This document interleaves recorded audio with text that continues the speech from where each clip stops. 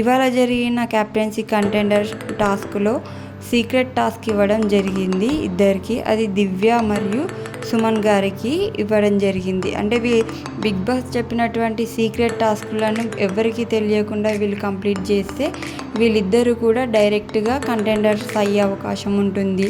ఒకవేళ చేయలేకపోతే దొరికిపోతే మాత్రం వీళ్ళని కంటెండర్గా తీసుకోవడం జరగదని చెప్పేసి బిగ్ బాస్ చెప్తాడు. అయితే వీళ్ళకి ఇచ్చినటువంటి సీక్రెట్ టాస్క్ ఏంటంటే ఒక ముగ్గురిని వాళ్ళు కూర్చున్న ప్లేస్ నుంచి తప్పించి వీళ్ళు కూర్చోవాల్సి ఉంటుంది. అయితే ఈ టాస్క్ని దివ్య ఫస్ట్ ఆఫ్ ఆల్ భరణి గారిని అదేవిధంగా కళ్యాణ్ని లేపి వాళ్ళ ప్లేస్లో కూర్చుంటుంది.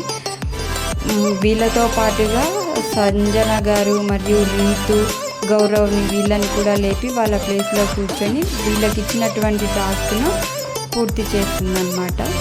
అయితే ఇక్కడ టాస్క్ కంప్లీట్ చేయడం వలన ఒకరిని తప్పించే అవకాశం ఉంటుంది. కాబట్టి మీరు ఎవరిని తప్పిస్తారు అని చెప్పేసి అడగగా కళ్యాణ్ని తప్పించాలనుకుంటున్నామని చెప్పేసి అంటుంది. నాకు ఇక్కడ ఏమనిపించిందంటే కావాలనే భరణి గారిని పక్కన పెట్టేసిందేమో అని నాకు అనిపించింది. అంటే మళ్ళీ ఎక్కడ కంటెండర్ నుంచి తప్పించాల్సి వస్తుందని చెప్పేసి సేఫ్గా భరణి గారిని తప్పించిందని నాకు అనిపించింది. ఇక్కడ ప్రతి టీం నుంచి ఒకరు వచ్చి టాస్క్ ఆడతారు. ఇందులో ఫస్ట్ వచ్చేసి ఇమాన్యుల్ టాస్క్ని పూర్తి చేయగా ఆరెంజ్ టీం వాళ్ళు గెలవడం జరుగుతుంది. ఇక్కడ పవన్ మరియు నిఖిల్